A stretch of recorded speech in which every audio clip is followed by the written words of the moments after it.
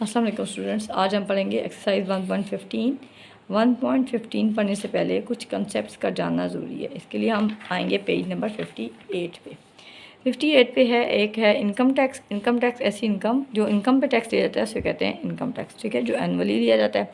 Exempt income का मतलब होता है ऐसी इनकम जिस पे टैक्स नहीं होता, ठीक है। The amount which is exempt from the income tax is called exempt income. Taxable income, the income above a certain limit for which tax has to be paid is called the taxable income। ऐसी income जो कि एक ख़ास limit से ऊपर होती है, उसके ऊपर टैक्स लगता है, उसे कहते हैं टैक्सेबल इनकम। अब यहाँ कुछ रेट्स दिए हुए हैं। फर्स्ट मैं आपको पढ़ के सुनाती हूँ। Taxable income exceed 6 lakh but does not exceed 12 lakh. ऐसी इनकम जो 6 लाख से ऊपर हो लेकिन 12 लाख से कम हो, एनुअल इनकम, ठीक है। तो उस पर टैक्स का रेट है 2.5 of annual amount exceed 6 lakh, यानी 6 लाख से ऊपर आपकी जो इनकम होगी वो उस पे 2.5, ठीक है। पहले 66 लाख जो है उस पर आपका इनकम टैक्स माफ़ होगा, एग्जाम्प्ट होगी, और जो उसके बाद इनकम होगी, यानी अगर आपका 8 लाख है तो 8 लाख में से फर्स्ट 6 लाख पे इनकम नहीं होगी, टैक्स नहीं होगा, ठीक है, और जो 2 लाख बच जाएंगे उस पर इनकम टैक्स होगा, ठीक है। बाकी भी इस तरह से रेट्स लिखे हुए हैं, ये आपने याद कर लेने हैं, ठीक है। आप फर्स्ट क्वेश्चन की तरफ आते हैं। फर्स्ट क्वेश्चन है जवार has annual income 10 lakh, find the amount of income tax. इसके लिए हम सबसे पहले हम एक्सरसाइज लिखेंगे। एक्सरसाइज 1.15 हम कर रहे हैं, और क्वेश्चन नंबर 1, इसमें हम पहले लिखेंगे जवार्स एनुअल इनकम। ये एनुअल टैक्स जो ना हमेशा एनुअल इनकम पे होता है। एनुअल इनकम है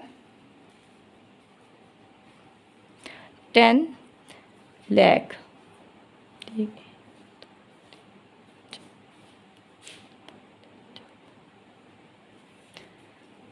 इसके बाद हम लिखेंगे एग्जेम्प्ट इन अमाउंट, ठीक है। एग्जेम्प्ट अमाउंट क्या है? जिस पे टैक्स नहीं होता, जब अभी अब मैंने आपको बताया है। एग्जेम्प्टेड अमाउंट क्या है? 6 लाख। अब आपने टैक्सेबल इनकम क्या होगी फिर? टैक्सेबल इनकम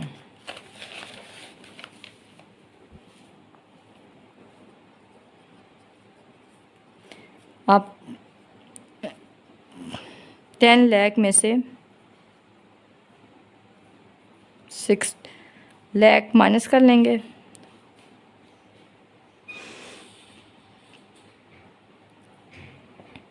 तो हमारे पास आंसर आ जाएगा 4 लाख। अब 4 लाख का आपने रेट ऑफ टैक्स क्या होगा? 2.5 टैक्स रेट 2.5%। अब हमने इनकम टैक्स को हम लगाएंगे इनकम टैक्स 2.5%। परसेंट का 100 हटा देंगे, नीचे लगा देंगे इसका ये साइन हटा के, और यहाँ पे हम 4 लाख लिख लेंगे, ठीक है। 2.5% ऑफ 4 लाख क्या होगा? इनको इससे मल्टीप्लाई करेंगे, दोनों कट जाएंगे, उसके बाद आपने इसकी मल्टीप्लिकेशन कर लेनी है, ठीक है। अगर इसका पॉइंट भी बल्कि हटा लें यहाँ पे, तो ये ज़ीरो भी इससे कट जाएगा, ठीक है। तो आपके पास आंसर आ जाएगा 25 को 400 से मल्टीप्लाई करें तो ये क्या होता है? 25 0 0 25 0 और 25 4 ज़ार क्या होते हैं? 100। ये आंसर आ जाएगा आपके पास, ठीक है। 10,000 वो इनकम टैक्स पे करेगा रुपीज़।